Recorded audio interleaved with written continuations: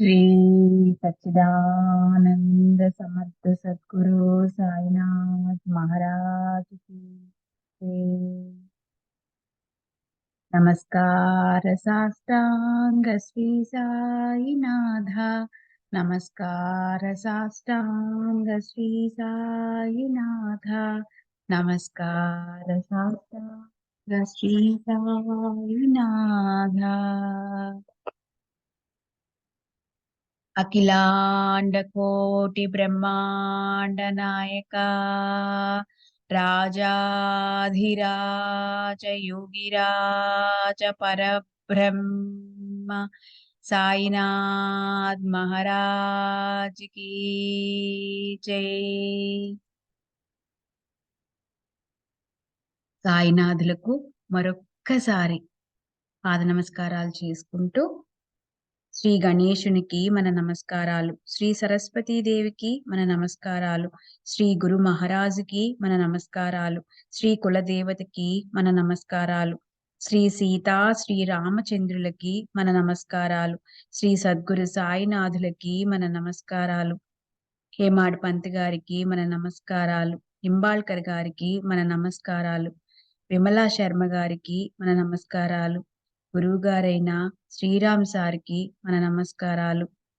మనకి ఇంత చక్కటి గ్రంథాన్ని మన చేతికి వచ్చేలాగా చేసిన అనిత గారికి మన నమస్కారాలు, గురువు గారైన శ్రీ నారాయణ స్వామి గారికి మన నమస్కారాలు, అలివేలు మంగమ్మ సహిత భరద్వాజ మహారాజుకి మన నమస్కారాలు, శరత్ బాబూజీ గారికి మన నమస్కారాలు తెలుపుకుంటూ, అలాగే ఈ ప్రకృతి తల్లికి, ప్రతి ఒక్క గురువుకి, భూమికి, గాలికి, నీరుకి, అగ్నికి, ఆకాశానికి, నక్షత్రాలకి, సూర్యచంద్రులకి, ఈ విశ్వంలో ఉన్న ప్రతి ఒక్క ప్రాణికూటికి, మనకి జన్మనిచ్చిన తల్లిదండ్రులకు ప్రతి ఒక్కరికి పేరు పేరున కృతజ్ఞతలు చెప్పుకుంటూ 37వ అధ్యాయంలోకి చావడి ఉత్సవ వర్ణనంలోకి తెలుసుకుందాం.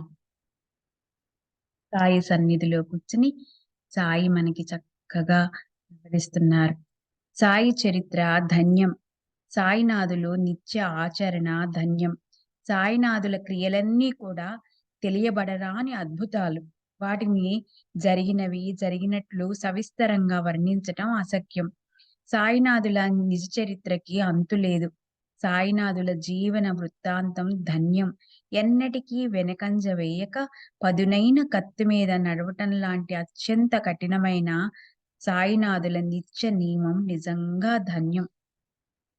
ఒక్కోసారి సాయినాథులు బ్రహ్మానందంలో లీనమైపోతారు. ఒక్కోసారి సాయినాథులు ఆత్మజ్ఞానంతో తృప్తిగా ఉంటారు. ఒక్కోసారి అన్నీ చేసి కూడా సాయినాథులు కేవలం సాక్షిగా ఉంటారు. సాయినాథుల స్థితి ఎప్పుడు ఒకేలాగా ఉండేది కాదు.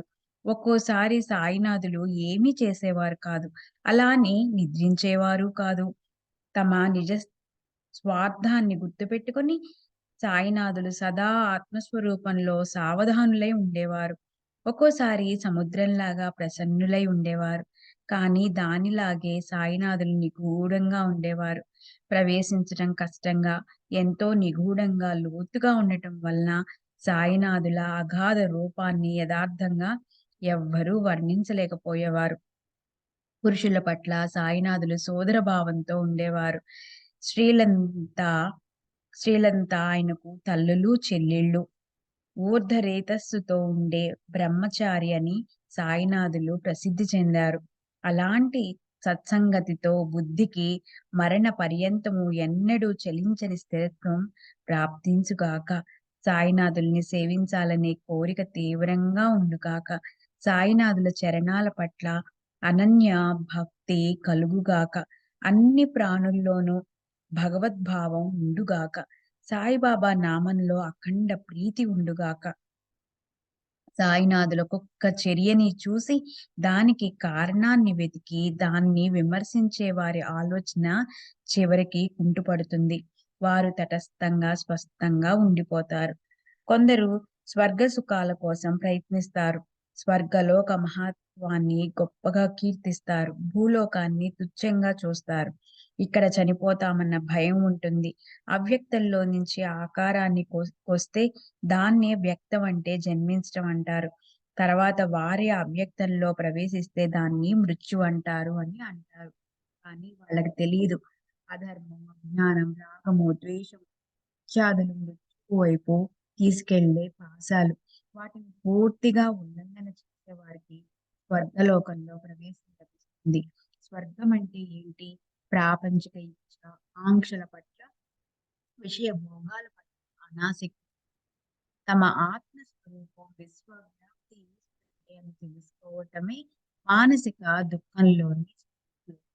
ఇక్కడ రోగం వగైరాలకు కారణం ఉండదు. చింతలు, దుఃఖాలు, వ్యాధులు ఉండవు. ఇక్కడ ఎవరు ఆకలితోనూ లేదా దాహంతోనూ వ్యాకులం చెందరు. ఏ వ్యక్తికి కూడా వృద్ధాప్యం గురించిన భీతి వల్ల కలిగే దుఃఖం ఉండదు. మృత్యువు గురించిన భీతి ఉండదు. ఇది చెయ్యాలి, అది చేయకూడదు అన్న విషయంలో నిర్బంధం ఉండదు.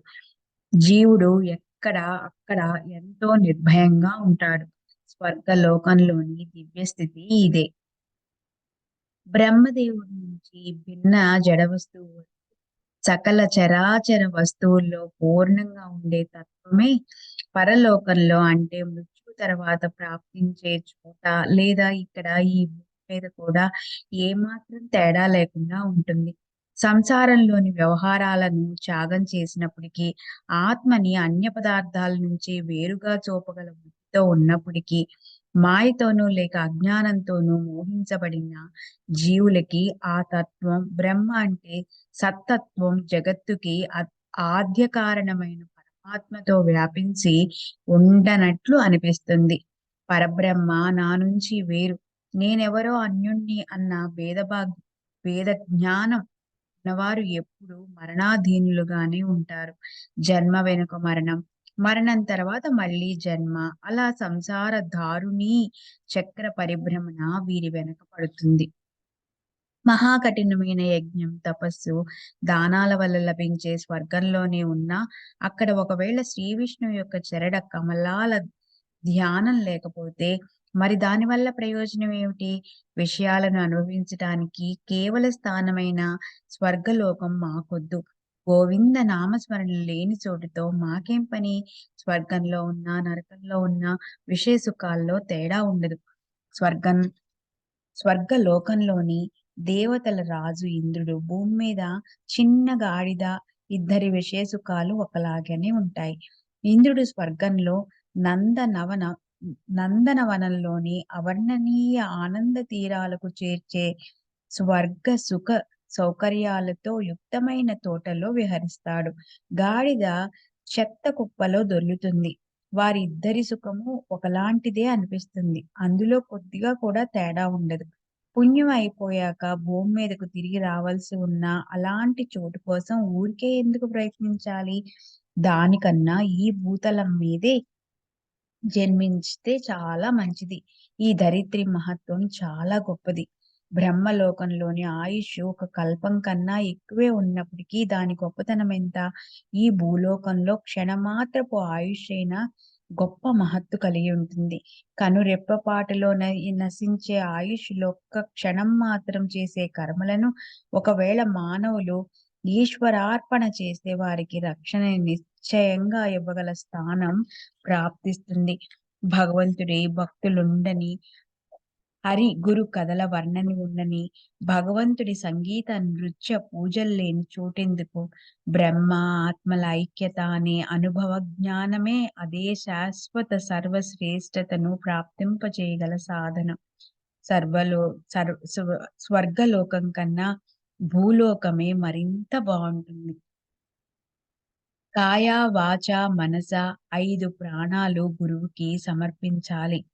బుద్ధిని కూడా నిశ్చయపూర్వకంగా గురువులో లీనం చేసి సాయినాథులకు అంటే గురువులకు అన్ని విధాల అధీనంలో ఉండాలి. ఆ ప్రకారంగా సద్గురుకి శరణు వెళ్తే భవ భయ భీతి ఉండదు. దుఃఖ బడబానలన్నీ కూడా దూరం చేసే గురువున్నప్పుడు సంసారం గురించి వృధాగా చింతెందుకు? అవిద్యని ఆలింగనం చేసుకున్న చోట పుత్రులు పశువుల గురించి మాయా బంధనం ఉంటుంది. సంసారం గురించే రాత్రింబవళ్ళు చింత ఉంటుంది. సద్విచారం అనేది లవలేశం కూడా ఉండదు. వీటన్నిటికీ మూల కారణం అవిద్య. విద్యకి శ్రేయస్సు అనేది విషయము. అవిద్య ప్రేయస్సుకి ముఖ్య విషయం. ఈ సంసారంలో మృత్యువు గురించి ఎంతో భయం ఉంటుంది. దాని నుంచి నిర్భయులుగా అవ్వటానికి గురు చరణాలను రెంటిని దృఢంగా పట్టుకోవాలి. ఆయనకు తప్పక ఐక్య బుద్ధిని ప్రసాదిస్తారు. అనేకత్వం ప్రవేశించే చోటే భయం కూడా ప్రవేశిస్తుంది. కనుక సంసార భయం లవలేశం కూడా ఉండని అలాంటి భేదరహితులైన గురువు చరణాలను సేవించండి. ఆయన నుదిటిపై శుద్ధ ప్రేమ అనే చందనాన్ని పెట్టండి. ఆయనకి భావార్థమనే పీతాంబరాన్ని కట్టండి. అప్పుడు ఆయన తమ భక్తులకి విశ్వంభరుడి దర్శనం ప్రసాదిస్తారు. ఆయనకి దృఢ శ్రద్ధ అనే సింహాసనాన్నివ్వండి. అష్టభావాలతో శోభించే పూర్ణ ఆనందాశ్రు రూప జలంతో ఆయనకి స్నానం చేయించండి. అప్పుడు ఆయన వెంటనే సంతుష్టి చెందుతారు. ఆయన నడుము చుట్టూ భక్తి అనే మొల నూలును కట్టి ఆయన్ని స్వాధీనం చేసుకోవాలి. ప్రేమతో ఆయనకి సర్వస్వంతో దృష్టి తీయాలి. అప్పుడు ఆయనకి హారతి ఇవ్వాలి. ఏదైనా కార్యం సంపూర్ణంగా నశించిపోయినా అది అస్తిత్వాన్ని ఆశ్రయించుకునే ఉంటుంది. రాతితో కుండని పగలగొడితే ఆకారమే నశిస్తుంది. కుండ అస్తిత్వపు అంశం లేశమాత్రమైనా నశించదు. పగిలిన ముక్కల దగ్గర కుండ మళ్ళీ పునరావృత్తి అవ్వగలదు. కనుక కార్యం యొక్క నాశనం అస్తిత్వాన్ని ఆశ్రయించుకొని ఉండటం. కనుక ఏ మరణం చివర శూన్యత ఉండదు. ఏ కార్యమైనా అకారణంగా జరగదు. వ్యక్తం ఒకవేళ అవ్యక్తమైతే అది సదా సత్యాన్ని అంటిపెట్టుకునే ఉంటుంది. బుద్ధి ఇచ్చకు ఆశ్రయిస్తే అంటే అది నశించిపోయిందంటే ఆత్మోన్నతి వెంటనే అయ్యి అక్షయ పదవి వచ్చి ఒళ్ళో వాల్తుంది. అవిద్య, మాయ, కామము, కర్మ ఇవి మృత్యువుకి ముఖ్య గుణధర్మాలు. వీటన్నిటి నుంచి వెనక్కి మరలితే సంసార బంధనాలు కరిగిపోతాయి. బాధలన్నీ నశిస్తే ఆత్మ ఏ ప్రయాస లేకుండా ప్రకటమవుతుంది. మేఘం దూరమవగానే సింధూర కాంతులతో దగదగలాడే స్వయం ప్రకాశక సూర్యుడు ప్రకటమవుతాడు. నేను శరీరాన్ని, ఇదే నా ధనం అన్న భావననే దృఢ దేహాభిమానం అంటారు. ఇదే హృదయ దీనితో దృఢ బంధనం ఏర్పడుతుంది. ఇదే మాయా దుఃఖానికి చోటు. కర్మ బీజాన్ని పూర్తిగా మానవులు నశింపచేయకపోతే ఒకవేళ దేహం పడిపోయి ఆ కర్మ బీజంతో మరో దేహంలోకి వెళ్ళినప్పుడు మళ్ళీ మరో జన్మ వస్తుందని తెలుసుకోవాలి. బీజం తిరిగి వృక్షం అవుతుంది. వాసనలతో ఉన్న బీజానికి మరో దేహం ప్రాప్తిస్తుంది. వాసనలు నశించనంత వరకు అలా ఈ చక్రం అఖండంగా తిరుగుతూనే ఉంటుంది. వాసనలు సమూలంగా నశించినప్పుడే హృదయ గ్రంథి విడివడుతుంది. అప్పుడే మరణశీలురైన మానవులు అమరులవుతారు. ఈ ఉపదేశాన్నే ఉపనిషత్తులు చెప్పాయి. శాస్త్రవహితంగా వ్యవహరించకపోవటం ఇవి లేని స్థితిని విరజ అంటారు. ఎలాంటి ఇచ్చలు లేని దాన్ని విరజ అంటారు. వాసనలను సంపూర్ణంగా త్యాగం చేయటమే బ్రహ్మానందాన్ని ప్రాప్తింపచేసుకునే సాధన. వర్ణనను లిఖించలేని దానికోసం అక్షరాలను ఉపయోగిస్తాం. చెప్పే విషయం కానీ దానికోసం వాక్కునే ఉపయోగించాలని చూస్తాం. పరబ్రహ్మ యొక్క పూర్ణ జ్ఞానం కలగటం అంటేనే అన్ని అరిష్టాల నివృత్తి కలగటం. దాని వల్లనే మనసుతో కోరుకునేవి, ప్రియమైనవి ప్రాప్తిస్తాయి.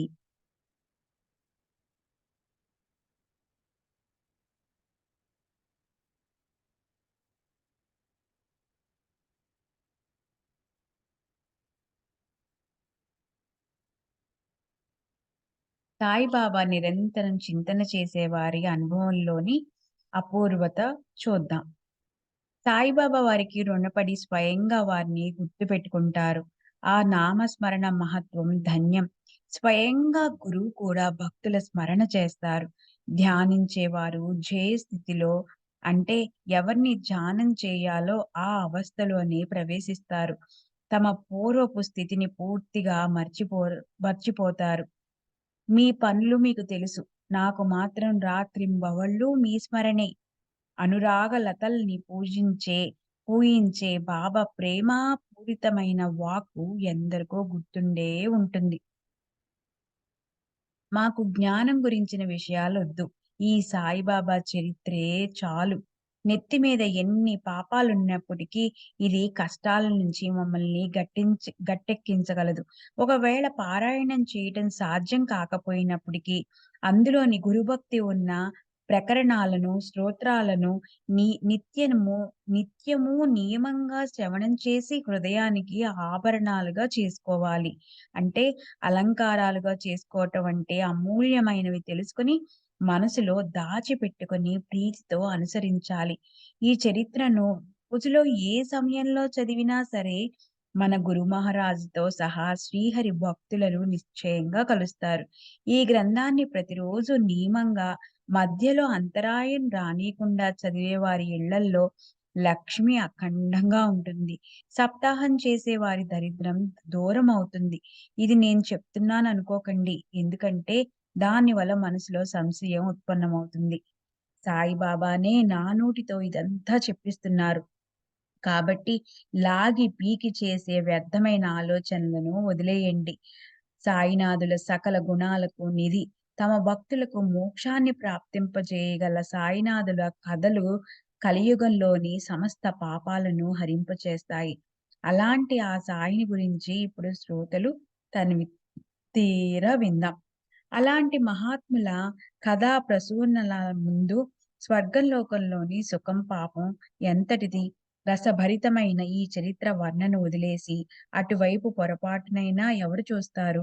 సుఖదుఖాలు, మనసు వికారాలు, మహాత్ముల సాంగత్యంలో సర్వము వికారరహితంగా అయిపోతుంది. అప్పుడు చిత్తం చైతన్యాకారం అయి సుఖ దుఃఖాల రెండిటికి చోటు లేకుండా పోతుంది.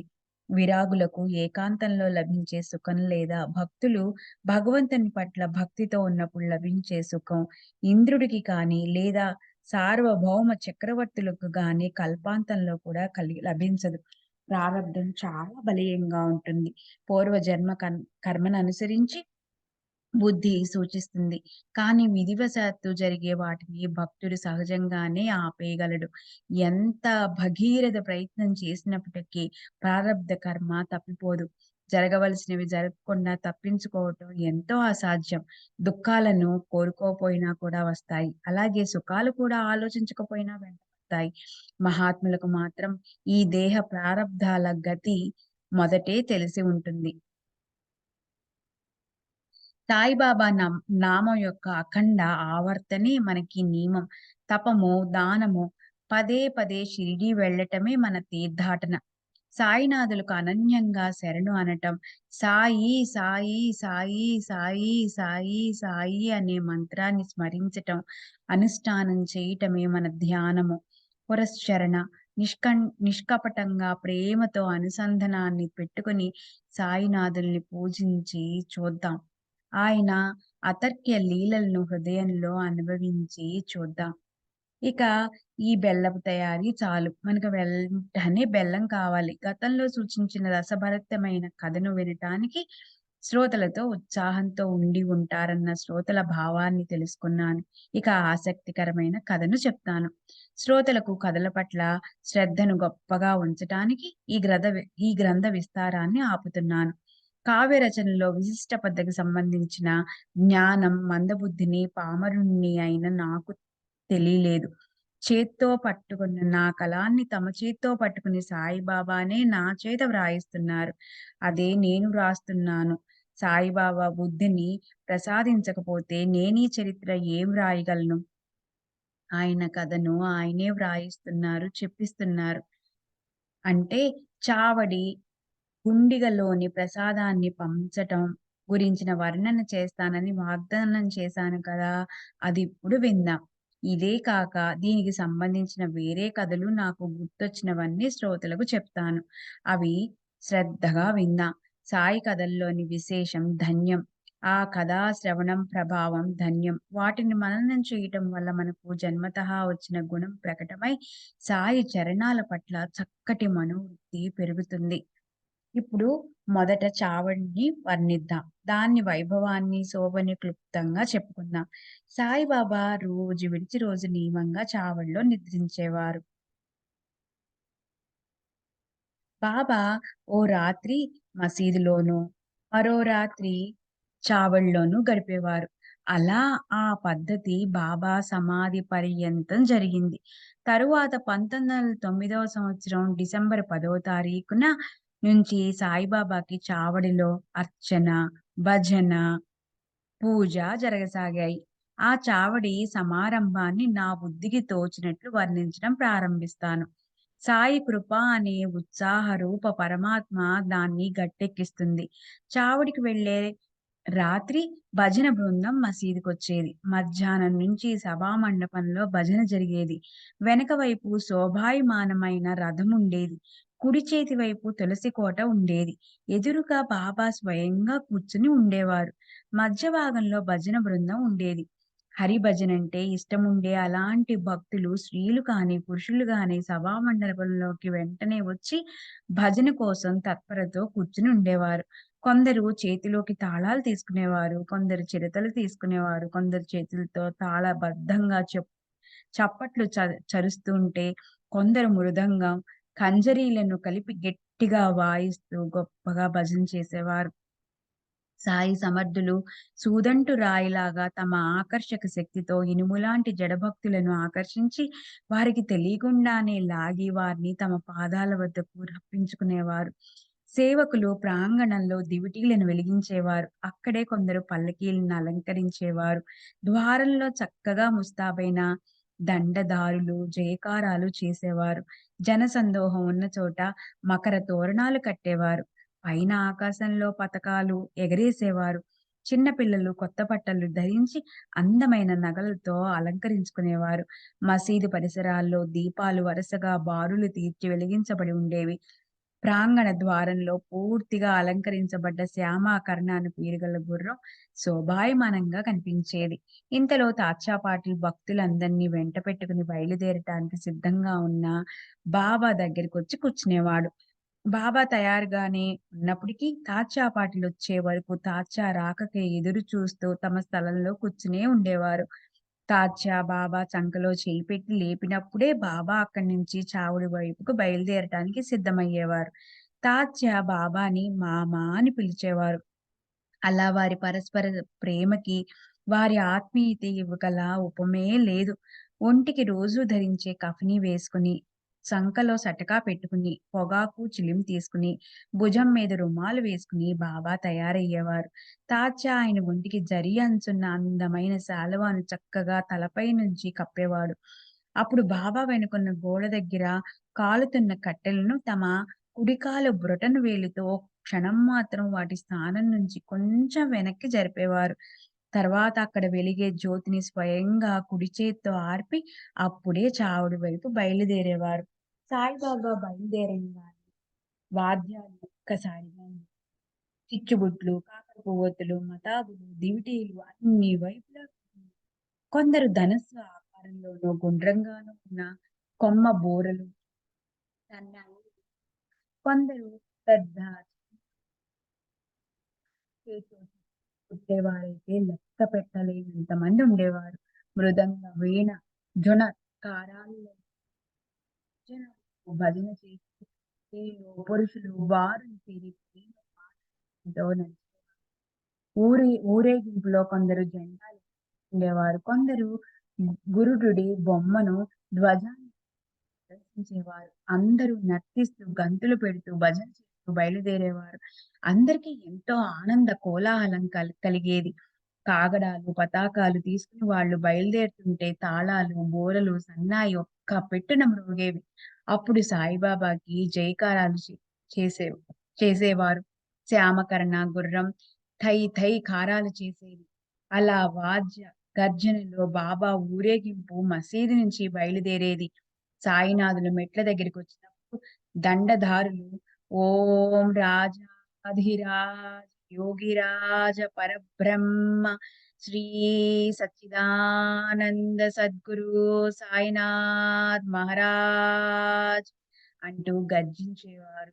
అప్పుడు కొద్దిసేపు అక్కడ నిలబడి తాళాలు, తప్పెట్లు, మృదంగాలు, వీణ, చిరతలు తీసుకొని భక్త బృందం మనస్ఫూర్తిగా ఒక్క పెట్టున భజన చేసేది. కొందరు భక్తులు పతాకాలు చేతిలోకి తీసుకొని ఆనందం పొంగులు వారగా ముందుకు నడుస్తుంటే, కొందరు చేత్తో చామరాలు పట్టుకున్నవారు, వేవనలు పట్టుకున్నవారు 2 వైపులా బాబాకి వీచేవారు. కొందరు దారిలో కాళ్ళ కిందకి మొదట దుప్పట్లు పరిచేవారు. పై బాబా చేతిని పట్టి ఆయనకి దీవెనలిచ్చేవారు. తాత్యాబా బాబా ఎడమ చేతి మహల్సాపతి కుడి చేయి పట్టి బాపు సాహెబ్ బాబా తల మీద ఛత్రం పట్టుకునేవాడు. ఆ ప్రకారంగా బాబా ఊరేగింపు నడిచేది.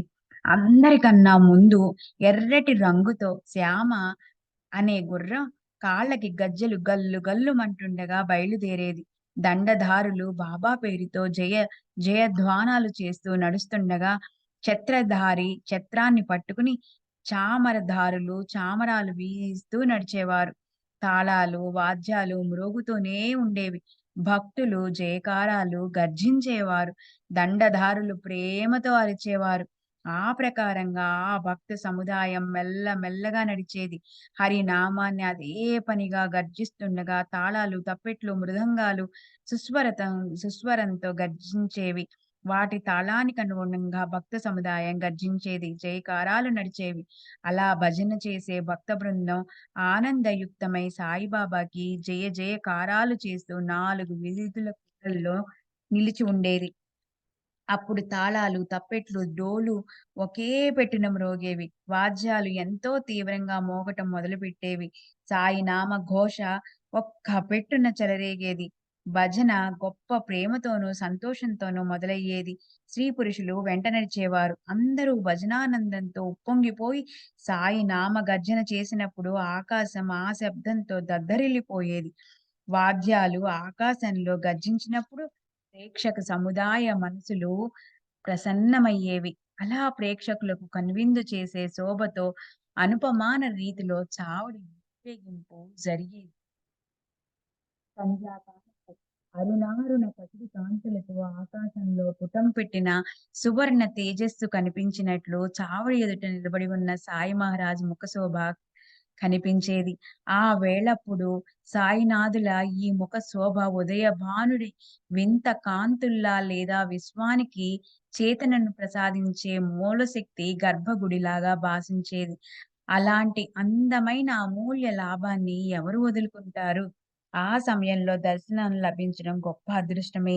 ప్రత్యూషంలో వసంతో ఒళ్ళు విరుచుకునే దానిమ్మ పువ్వు రంగులో తేజ తేజోపుంజాలతో విరాజిల్లేది సాయి సమర్థుల ముఖం. ప్రత్యూషంలో పరవశంతో ఒళ్ళు విరుచుకునే దానిమ్మ పువ్వు రంగులో తేజో పుంజాలతో విరాజిల్లేది సాయి సమర్థుల ముఖం. సాయినాథులు ఉత్తరం వైపు ముఖం పెట్టి ఏకాగ్ర చిత్తంతో ఎవరినో పిలుస్తున్నారా అన్నట్లుండేవారు. తాళాల వాద్యాల ఘోషలో సాయి మహారాజ్ అప్పుడు అవర్ణనీయ ఆనంద సుధులతో నిండిపోయి తమ కుడి చేతిని పైకి కిందకి ఊపేవారు. అప్పుడు భక్త శ్రేష్ఠుడు కాకాసాహెబ్ దీక్షిత్ వెండి పళ్ళ నిండా పూలు తీసుకుని బాబా దేహమంతటా కోమల సుమాల వర్షం హర్షంతో అలా ఆపకుండా కురిపించేవాడు. తల మీద గులాల్ కలిపిన గులాబీ పూలని ప్రేమతోనూ, భక్తితోనూ అదే పనిగా చల్లేవాడు. కాకాసాహెబ్ అలా గులాల్‌తో కలిపిన పూలను చల్లుతున్నప్పుడు తాళాలు, బూరలు, తప్పెట్లు మొదలైన వాయిద్యాలను ఒకేలా తీవ్రంగా వాయించేవారు. షిరిడీ గ్రామస్తులు మిగిలిన బాబా భక్తులు ప్రేమతో సాయినాథుల దర్శనానికొచ్చేవారు. అప్పటి బాబా ముఖచర్య ఎంతో భిన్నంగా సూర్యోదయ సింధూర కాంతులతో ధగధగలాడుతూ అద్భుత సౌందర్యంతో కనిపించేది. మిరమిట్లు గొలిపే ఆ తేజో పుంజాన్ని చూసి ప్రేక్షకుల కనుపాపలు విప్పారావి. ప్రేమను నింపుకున్న వారి మనస్సుల్లో ఉల్లాసం ఉప్పొంగేది. సంసారంలోని సమస్త దుఃఖాలు నివారించబడేవి. ఆహా!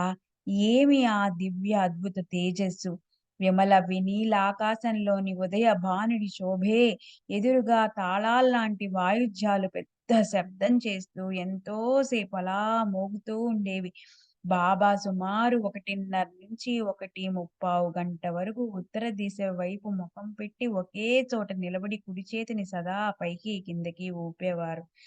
మొగలి పువ్వు లోపలి భాగంలోని పసిడి ఛాయతో పోటీ పడుతూ పసిమి ఛాయతో ఉండేది బాబా దేహకాంతి. దానిలో కొద్దిగా అరుణ కాంతులు మిశ్రమైనట్లుండేది దాయన ముఖ తేజస్సు. ఆ శోభను జిహ్వ వర్ణించలేదు. కళ్ళే ఆ లాభాన్ని అనుభవించాలి. ఇంతలో మహల్సాపతి పూనకం వచ్చి నర్తిస్తున్న బాబా ఒకే స్థానంలో ఏకాగ్ర స్థితిలో ఉండటం చూసి మనసంతా ఆశ్చర్యంతో నిండిపోయేది. కుడివైపు నిలబడి ఉండే మహల్సాపతి బాబా కఫ్‌ని కొంగును చేత్తో పట్టుకోగా, ఎడమ వైపు తాచా కోతే చేతులు లాంతరు పట్టుకుని నడిచేవాడు. ఏమి ఆ అద్భుత ఉత్సవం! ఏమి ఆ భక్తుల ప్రేమల వైభవం!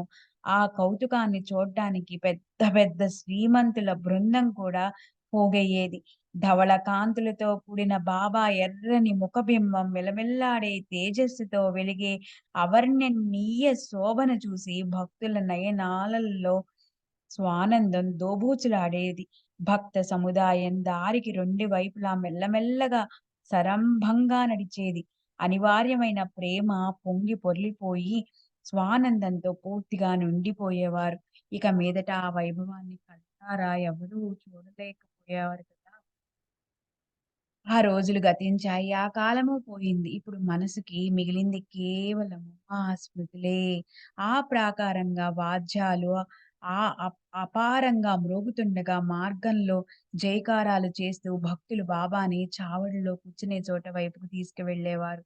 వారికి అన్ని రకాలైన దివ్య పూజోపచారాలు చేసేవారు. చావడి పైకప్పుకి ధవళ కాంతులీనే చాందినిని అమర్చేవారు.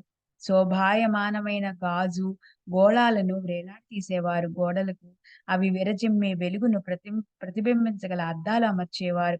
అక్కడి దృశ్యాన్ని తేజోపుంజాలకు పరాకాష్ఠగా చేసేవారు. భక్త సమూహమంతా కలిసి చావడికి వెళ్ళేది. తాత్యాబా బాబా ఆసనాన్ని సిద్ధం చేసి సాయినాథుల్ని పట్టుకుని దానిపై కూర్చోబెట్టేవాడు.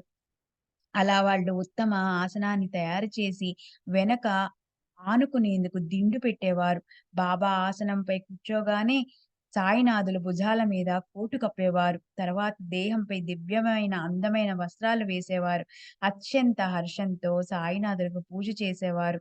ఎంతో ఘోషతో హారతి పాడేవారు. పూలదండలు వేసి పూలగుచ్చాలు ఇచ్చేవాళ్ళు. సుగంధాల్ని చందనాన్ని అద్ది చేతులకు ఘుమఘుమలాడే పరిమళ ద్రవ్యాలు పూసేవాళ్ళు. అమృత తుల్యమైన అమూల్యమైన వస్త్రాలతో అలంకరించి తలపై కిరీటం పెట్టి చూసేవారు. ఒక్కోసారి అందాలొలికే బంగారు కిరీటాన్ని, కొన్నిసార్లు కలికితు రాయితో మెరిసే భవ్య రత్న జడిత జరీ పని చేసిన తలపాగాని పెట్టేవారు. మెళ్ళో రత్న మాణిక్యాలతో మెరిసే ధవ కాంతులు వెదజల్లే ముత్యాల దండలను వేసేవారు. ఈ వేషధారణ అంతా దీపకాంతుల్లో విలక్షణ తేజస్సుతో తళుక్కు తళుక్కుమనేది. నుదుటిపై పరిమళాలు వెదజల్లే కస్తూరితో నల్లటి నామాన్ని పెట్టి వైష్ణవ సాంప్రదాయ పద్ధతిలో మధ్య భాగంలో నల్లటి తిలకం పెట్టేవాళ్ళు. 2 భుజాల మీదుగా నేరేడు పండు రంగు మఖమల్ జరీ కోటు కిందకి జారుతుంటే, 2 వైపులా దాన్ని మెల్లగా సాయినాథులకు తెలియకుండా పైకి జరిపేవారు. అలాగే తల మీద మకుటం లేదా తలపాగాని కూడా పదే పదే వెనక నుంచి మెల్లగా సాయినాథులకు తెలియకుండా ఒకరి తర్వాత ఒకరు పట్టుకునేవారు. కిరీటం గాని, తలపాగా కానీ స్పర్శ అయితే తీసి పారేస్తారేమోనని భయం భక్తులకి. అయినా ఆ ప్రేమతో కూడిన వాళ్ళ కుతూహలం కూడా అంత బలీయంగానూ ఉండేది. అందరి మనసులను తేలిక తెలుసుకోగల సాయిబాబాకి భక్తులు చేసే ఇలాంటి చాటు, మాటు పనులు తెలీవా? అయితే వాళ్ళకున్న ప్రీతి వల్ల అదంతా తెలిసి కూడా సాయిబాబా మౌనంగా ఉండేవారు. బ్రహ్మ లేదా పరమాత్మ సాక్షాత్కారం వల్ల శోభాయమానంగా ఉండే వారికి జరీకోటు ఒక అలంకారమా? నిజశాంతితో అలంకరించబడిన వారికి మకుటం ఓ భూషణమా? అయినా కూడా భక్తులు అనేక రకాల అందమైన అలంకారాలను బాబాకు పెడుతూ ఉండేవారు. నుదుటిపై కుంకుమ పువ్వు కలిపిన మనోహర తిలకం దిద్దేవారు. కొందరు రత్నాల, ముత్యాల మాలలను మెడలో వేసేవారు.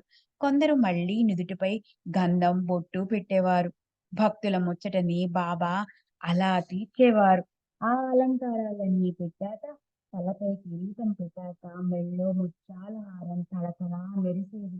ఆహా! ఏమి ఆ లౌకీక శోభ!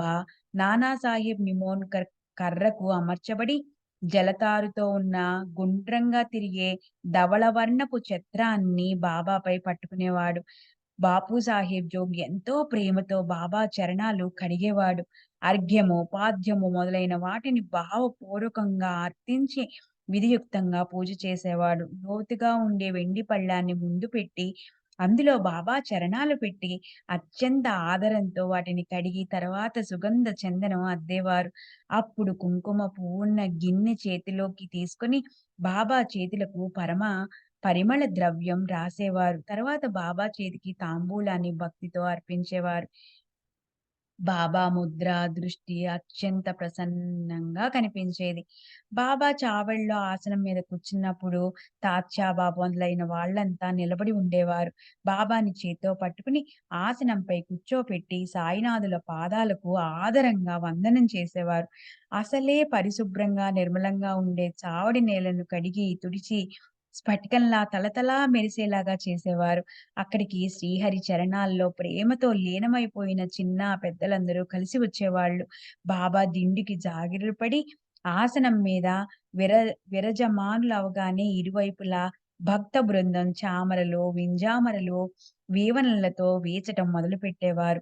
అప్పుడు మాధవరావు మొదట పొగాకుని నలిపి పొడి చేసి వెంటనే చిల్లిని తయారు చేసి తాత్యాబా చేతికిచ్చేవాడు. తాత్యాబా మొదట ఊది పొగాకు రాజుకోగానే ఆ చిలింని బాబాకి ఇచ్చేవాడు. బాబా మొదట దమ్ము పీల్చి మహల్సాపతికిచ్చేవారు. ఆ ప్రకారంగా ఆ చిలుం అయిపోయే వరకు అది భగత్, శ్యామ, తాచ్యాల మధ్య గుండ్రంగా అటు ఇటు తిరుగుతుండేది.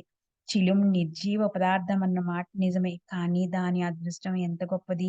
సజీవులమైన మనం దానికి సాటిరాము. నిజమైన సేవ అంటే దానిదే. దాని తపశ్చర్య కూడా మహా కఠినమైనది. పసితనంలో పాపం కాళ్ళతో తొక్కించుకుంది. తర్వాత శీతోష్ణాల బాధను సహించింది. అగ్నితో బాగా కాలి బయటకొచ్చింది. అదృష్టవశాత్తు దానికి బాబా కరస్పర్శ లభించింది. మళ్ళీ ధునిలో కాలవలసి వచ్చింది. తర్వాత గేరు అంటే ఎర్ర రంగు మట్టి లేపనాన్ని దేహానికి అలుముకుంది. చివరికి బాబా నోటి చుంబన లాభం లభించింది. భక్తుల కర్పూరం, కుంకుమ పువ్వు, చందనం 2 చేతులతో తీసుకొని బాబా దేహానికి పూసేవారు. మెడలో పూలమాల వేసి సువాసనను ఆస్వాదించటానికి పూలగుచ్చాలిచ్చేవారు. ఎవరి ముఖం సదా దరహాస చంద్రికలు చిందిస్తూ ఉంటుందో, భక్తుల వైపు పొంగి పొర్లే ప్రేమతో అవలోకిస్తూ ఉంటుందో, వారికి అలంకారాల పట్ల ఆసక్తి ఏముంటుంది? ఇవన్నీ భక్తుల గౌరవాన్ని కాపాడడం కోసమే. ఎవరి దేహానికి భక్తే అలంకారమవుతుందో, ఎవరు శాంతి అనే నగలతో అలంకరించబడి ఉంటారో, వారికి లౌకికమైన మాలలు, మణులు, నగలతో అవసరమే ఉంటుంది. మూర్తీభవించిన వైరాగ్యమే అయినా వారికి పచ్చలహారం ఎందుకు? అయితే భక్తులు తమకి దాన్ని అర్పణ చేశారు కనుక సాయినాథులు దాన్ని మెడలో వేసుకునేవారు. భక్తుల ముచ్చట సాయినాథులు తీర్చేవారు. బంగారపు పచ్చల దివ్యహారం, 8 లేదా 16 వరుసల ముత్యాల మాల, నీలి కమలాల మాలలో కలిసిపోయి అపూర్వ రీతిలో శోభించేది. మల్లెలు, మొల్లల మాల, తులసి మాల సాయినాథుల మెడలో పాదాల వరకు వ్రేలాడుతూ ఉండేవి. సాయినాథుల మెడలో ముత్యాల మాల గొప్ప తేజస్సుతో తళుకులీనేది. వాటితో పాటే ఛాతీ మీద బంగారు పతకం ఉన్న పచ్చల హారం వేలాడేది. నుదిటి మీద అందమైన నల్లటి బొట్టు అత్యంత మనోహరంగా శోభించేది. ఎవరు మయమైన విష్ణు భక్తునిలాగా భావిస్తారో, ఎవరిపై ఛత్ర చామరాలు పట్టుకోబడతాయో, ఎవరి తలపై జలతారు శాలువా శోభాయమానంగా కనిపిస్తుందో వారిని ఫకీరు అని అనగలమా? సాధారణంగా బాపూ సాహెబ్ జోగు పొంగే ప్రేమతో మంగళ వాద్య ఘోషలో చేత్తో పంచహారతి పట్టుకుని బాబాకి అక్కడ హారతిచ్చేవాడు. 5 రకాల ఉపచారాలతో గంధం, పుష్పం, ధూపం, దీపం, నైవేద్యం పూజ చేసి అందమైన పంచహారతి చేత్తో తీసుకొని, అందులో కర్పూరం పెట్టి దాంతో బాబాకి హారతిచ్చేవాడు. హారతి ఇవ్వటం పూర్తయిపోయాక భక్తులంతా ఒక్కొక్కరుగా వచ్చి బాబాకు సాష్టాంగ నమస్కారం చేసి తమ ఇళ్ళకు బయలుదేవారు. తరువాత చిలిం, అత్తరు, పన్నీరు ఇచ్చి బాబా అనుమతి తీసుకుని తాత్యాబా తన ఇంటికి వెళ్ళేందుకు బయలుదేరగానే బాబా అతనితో ఇలా అనేవారు. "నన్ను కనిపెట్టుకుని ఉండు. వెళ్ళాలంటే వెళ్ళు. కానీ రాత్రి వేళ మధ్య మధ్య నా సంగతి కనుక్కుంటూ ఉండు." అందుకు తాత్యాబా "సరే" అలాగే అంటూ చావడి నుంచి ఇంటికి వెళ్ళిపోయేవాడు. ఆ ప్రకారంగా భక్తులంతా వెళ్ళాక బాబా స్వయంగా తమ చేతులతో మూట విప్పేవారు. దోవతుల మడతలు తీసి పరిచి తమ పక్కను తామే తయారు చేసుకునేవారు. 60, 65 తెల్లటి దుప్పట్లను పరిచి వాటిలతో పడకను తయారు చేసుకుని దానిపై నిద్రించేవారు. అలా చావడిలో ఇప్పటి వరకు జరిగిన కథ జరిగినట్లు చెప్పబడింది. ఇప్పుడు మరో కథ ఉండిపోయింది. దాన్ని తరువాత అధ్యాయంలో వర్ణిస్తాను. శ్రోతలు నన్ను క్షమించాలి. సాయిబాబా మహిమ చాలా గొప్పది. క్లుప్తంగా చెప్దామన్నా చెప్పటానికి పరిమితి ఉండదు. అది అలా పెరుగుతూనే ఉంటుంది. ఇప్పుడు సాయిబాబా గుండిగల కథను ఇంకా మిగిలి ఉన్న సంగతులన్నిటినీ రాబోయే అధ్యాయంలో చెప్తాను. మీరు ఆదరపూర్వకంగా శ్రద్ధ పెట్టండి. ని అఖండంగా స్మరించటమే హేమాడపంతికి స్వార్థమో, పరమార్థమో గురు చరణాలకు నిరంతరం నమస్కరించి అతను కృతార్థుడయ్యాడు. ఎందుకంటే 4 పురుషార్థాలు గురు చరణాల వద్దే ఉంటాయి. సర్వులకి శుభమస్తు. ఈ ప్రకారంగా సత్పురుషులు, సజ్జనులు ప్రేరణ కలిగించిన భక్త హేమాడపంతి రచించిన శ్రీ సాయి సమర్థుల సచ్చరిత్రలోని చావడి వర్ణననే పేరుగల 37వ అధ్యాయం ముగిసింది. శ్రీ సద్గురు సాయినాథార్పణమస్తు. శుభం భవతు. శ్రీ సచ్చిదానంద సమర్థ సద్గురు సాయినాథ్ మహారాజ్ की जय. నమస్కార సాష్టాంగ శ్రీ సాయినాథ. నమస్కార సాష్టాంగ శ్రీ సాయినాథ. నమస్కార సాష్టాంగ శ్రీ సాయినాథ. అఖిలాండ కోటి బ్రహ్మాండ నాయక రాజాధిరాజ యోగిరాజ పరబ్రహ్మ సాయినాథ్ మహారాజ్ की जय. సర్వే జనా సుఖినో భవంతు. లోకా సమస్తా సుఖినో భవంతు. ఓం శాంతి శాంతి శాంతి. సాయినాథార్పణమస్తు.